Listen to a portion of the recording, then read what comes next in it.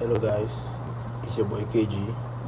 Alors, je suis content de vous revoir encore dans cette semaine.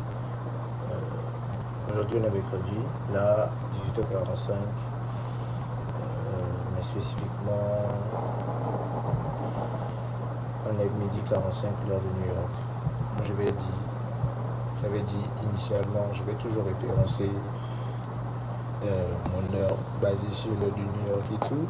Donc alors, c'était pour revenir sur la... Si vous avez suivi la vidéo précédente que j'ai faite, j'ai parlé d'une position à la fin de la vidéo. Donc c'était une entrée sur le pound et le dollar néo-zélandais. Donc GBP/USD. C'était le mardi. Du coup, j'avais ce relative call low là que j'avais marqué. Donc j'avais marqué avait une montant chez présent donc qui a été plus et j'avais dans le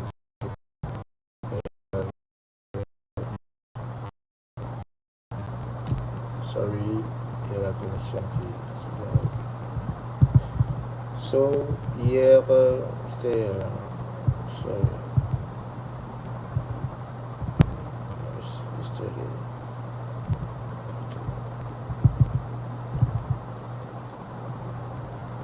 ok.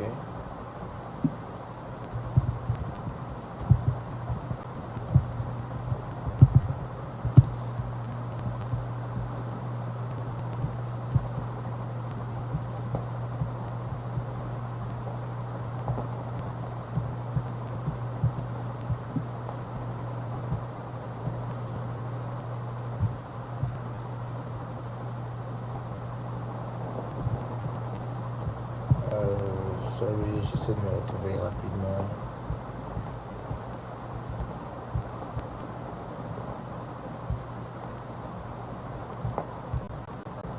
Du coup, je crois que j'avais chargé cette delivery price quelque part ici,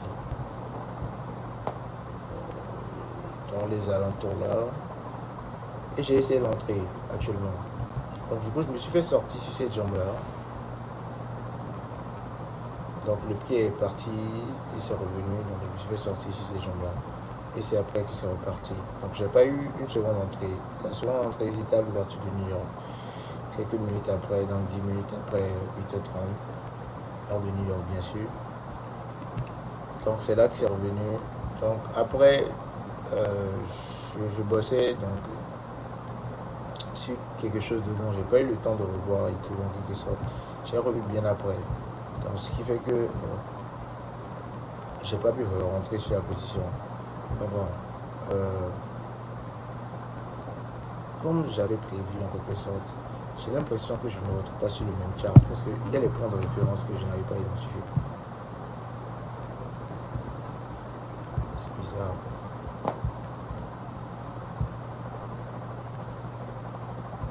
Ok, sorry, je me retrouve déjà. Donc du coup voilà, c'était j'avais le relative call de la session de la journée précédente. Voilà, c'est pourquoi je me trompe. Ouais. Donc c'était ça mon stress à liquidity à l'ouverture. Donc aux alentours de un peu avant 6h et tout, j'ai remarqué que j'avais liquidity qui était grave. C'était sur cette jambe là. Voilà, je me retrouve déjà.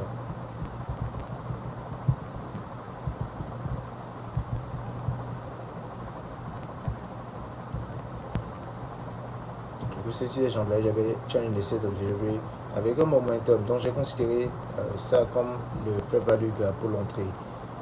Et jusque, bon voilà, je suppose qu'il n'avait pas encore fini en quelque sorte de l'adjustment pour décoller. Et en même temps, il fallait considérer aussi le caractère de la session précédente et tout. La session de la veille avant que la session de lendemain, donc la session de signer. Voilà, si c'est une session d'accumulation, une manipulation de distribution. Donc on a une accumulation qui est entrée en quelque sorte dans la session de New York. Donc la manipulation est dans la session de Londres. Parce qu'on peut voir qu'en vrai, la session de Sydney, sorry, it's 9 p.m. si je commence à voir à partir de 9 p.m., c'était pas une session qui était stagnante. En vrai, à la fin, on a eu une direction fixe et tout, donc c'était à la hausse. Donc quand ça a ouvert à la session de Londres, on a une sorte de stagnance dans le prix, une accumulation. Donc la distribution se passait pendant la session de Londres. Du coup, ça c'était en hindsight quand j'ai analysé un peu pourquoi j'en serais pas découvert en même temps. Et c'est après. Du coup, il y a une accumulation pendant la session de Londres là pour prendre le relative close. Maintenant, au niveau là où le relative close a été pris, il y a une sorte d'accumulation encore. Du coup, c'est à l'ouverture, un peu avant l'ouverture de New York, 8:30. Je le marque comme ça. Je commence à le marquer généralement, comme je l'ai dit, à 6h.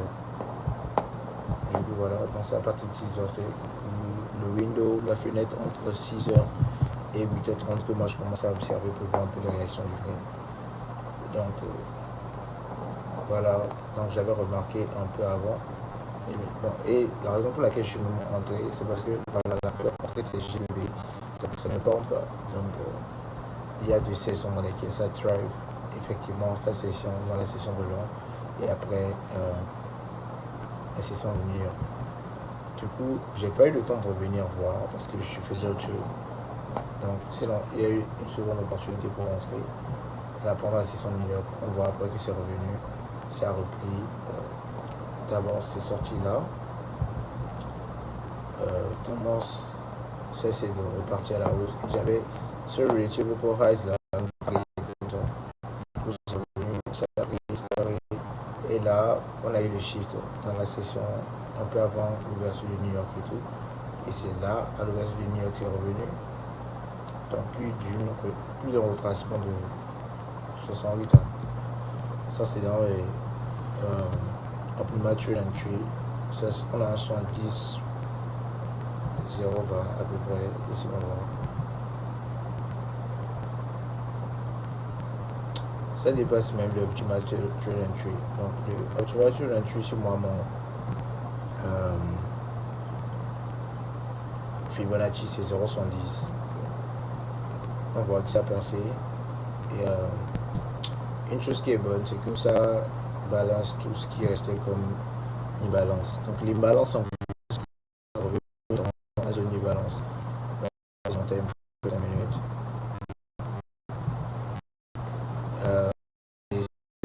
Ce caractère que je vois ici. Parce que les corps n'ont pas fermé et c'est reparti.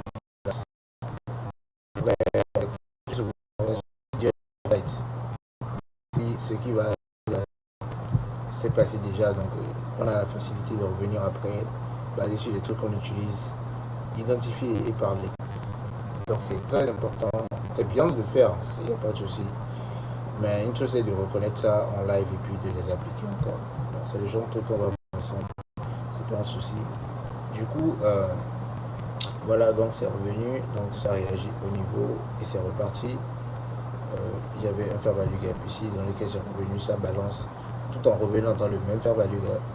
Donc on a eu un touché, 2, 3, 4, 5, 6, 6e ça repartait. Sur la 8e bougie c'est revenu dedans dans le même niveau. Et c'est reparti maintenant pour prendre le relative highs qu'on avait. Donc si je rentrais sur ce niveau, tout simplement pour dire je suis entré dans la position. Comme j'ai dit, cette semaine-là je cherche même pas vraiment à trader. On va prendre les positions si c'est assez clair et tout. J'ai bien validé ceci. Tout simplement, ça attire mon attention parce que GBP trendait le pound en tant qu'indice de devise trendait à la hausse et le NZD clairement à la baisse. J'ai revu ça tout à l'heure dans la journée avant de commencer à bosser. Donc voilà, quand j'étais confiant que je sortais et tout, sur la position que j'essayais de valider et tout, c'était pas un sentiment, non. C'était assez propre et accurate. C'était juste le timing, je pense, et quelques considérations qu'il fallait prendre en compte et tout pour avoir une meilleure entrée. Donc voilà. Mais c'est pas un problème de rentrer sur une position où vous faites liquidité, vous rentrez, où vous faites sortie sur laquelle vous rentrez encore. Tant que vous mettez le bon risque là, ça ne vous, à chaque moment, genre, ça ne vous coûte rien, quoi. Voilà. Il faut juste faire attention à ne pas over leverage et abuser sur le risque, c'est tout. Je pense que c'est important comme truc. Donc vous voyez, dans le dollar, ça va à la baisse, à fond, genre clairement, quoi. Et quand je vais sur le NZD, le dollar néo-zélandais, sorry, on voit que le dollar néo-zélandais va à la baisse, vous voyez. Et en daily, j'ai un petit retracement vers la hausse là. Laisse-moi voir en 15 minutes. Donc voilà ce qu'on a eu. Et hier, ça c'est aujourd'hui 5 mars. Donc hier, on trendait à la baisse. Quand on considère de son ouverture et tout, à 4. On a une accumulation et après ça commence à aller à la hausse. Ok, je vois. Du coup, quand je reviens sur le dollar, pas le dollar, mais le pound, donc on voit que le pound aussi trend. Sorry, laissez-moi voir un jour. So, pound is bullish. And NZD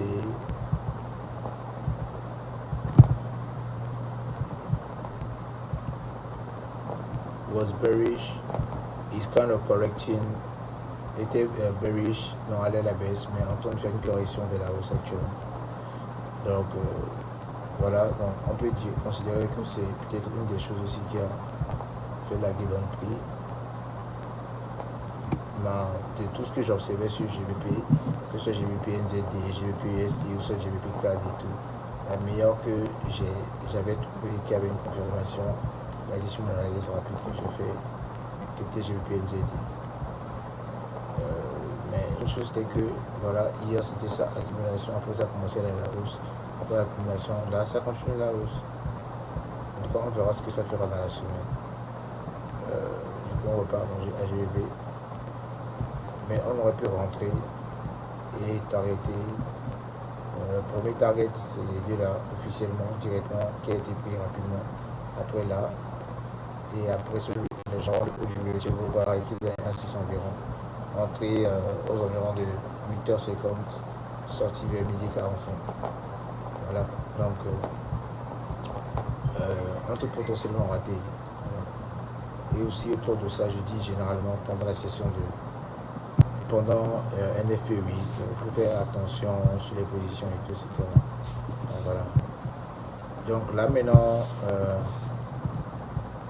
on va doser un peu, vu que sur la vie d'hier et aujourd'hui, parce que c'est maintenant on revoit ensemble, après que je sois entré sur la position, donc sur l'update de ce que j'ai dit à la fin de la vidéo hier sur mon entrée, et maintenant, on voit que le dollar néo-zélandais aussi actuellement est en train de partir à la hausse avec GBP NZD. Donc ce ne serait pas le bon sec pour avoir ce qu'on cherche. Du coup, on va prendre en compte tout truc comme par exemple le GBP et le dollar américain, le USD. Et sur ce point, en daily, on voit que c'est en train d'aller à la baisse. Jusque, voilà, on ne va pas forcer les entrées sur chaque paire. Il faut laisser le prix donner ce qu'on cherche. Et avec ça, on pourra entrer. Donc, c'est ce que je vais dire pour ça là maintenant. Et en même temps, ensemble, on peut mater un peu ce que GBP USD a fait aujourd'hui. Analyser avec le concept et tout. En même temps, le niveau que je voulais que ça atteigne, que j'avais montré dans mon analyse et tout, niveau déjà atteint. Donc je marquais ce niveau là. Donc c'est plus qu'en daily. Je montre en daily. Donc voilà, je marquais ce niveau là qui a déjà été pris. Maintenant c'est dans le ordre de. Probablement on va pousser dans le volume de balance et tout.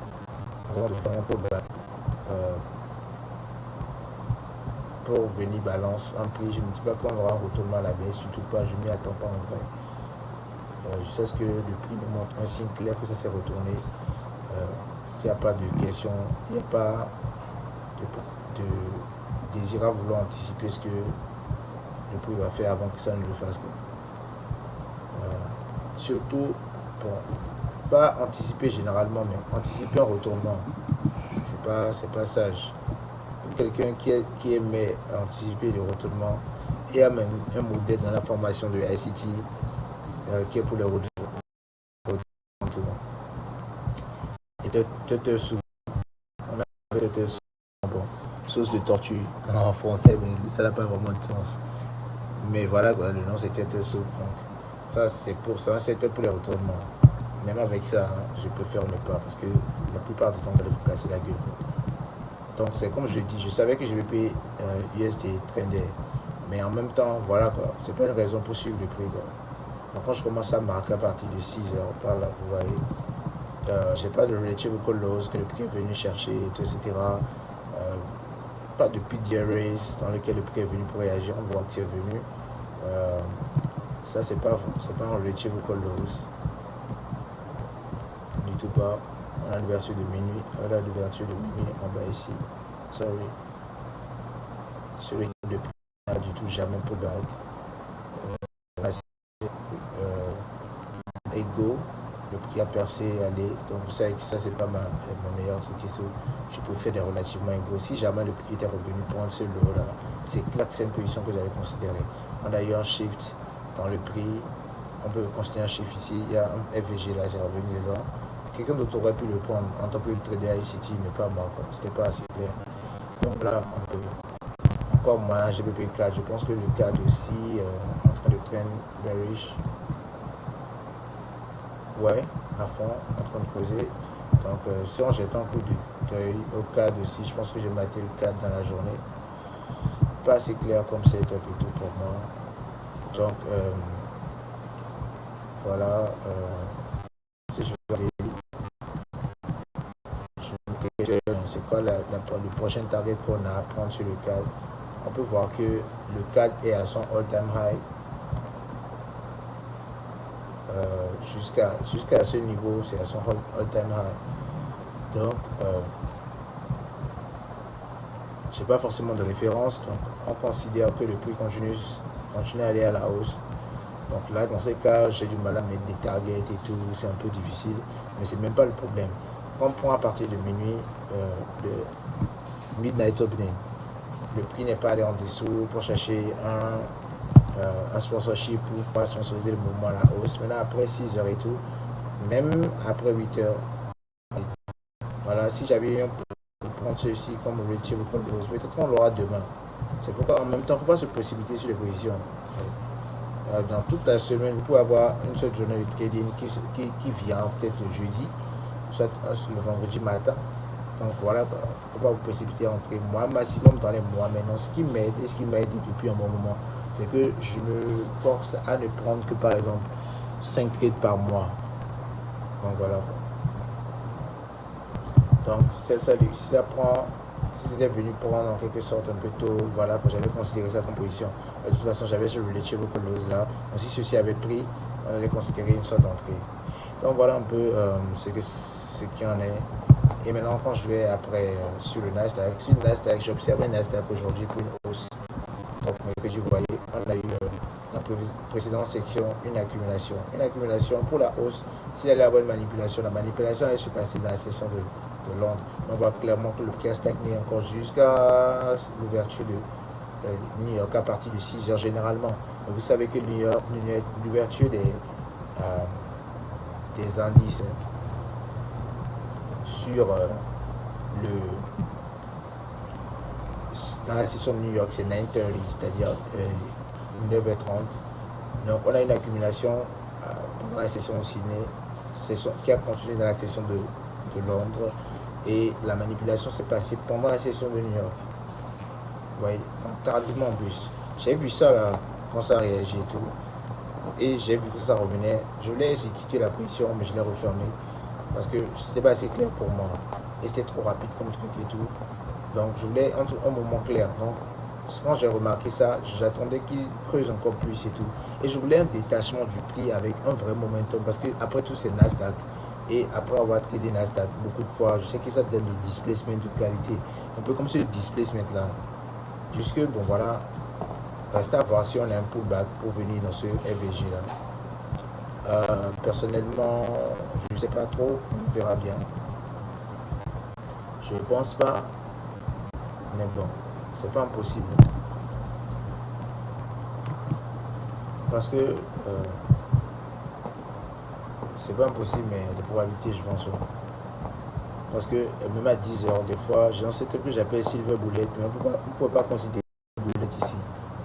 Maintenant, je peux m'attendre à lecture de 9 sur lui. Hier, j'ai la donc on peut considérer. Mais Silver Bullet, généralement, c'est pour le macro de 10 heures.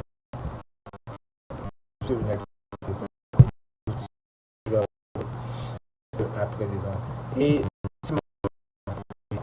donc, vous savez, forcément à faire pour le forex, à moins que j'ai même si c'est l'après-midi. Pas. Donc voilà. Mais permis de trader les PMI, c'est-à-dire les... Donc je ferai ceci là, inducement.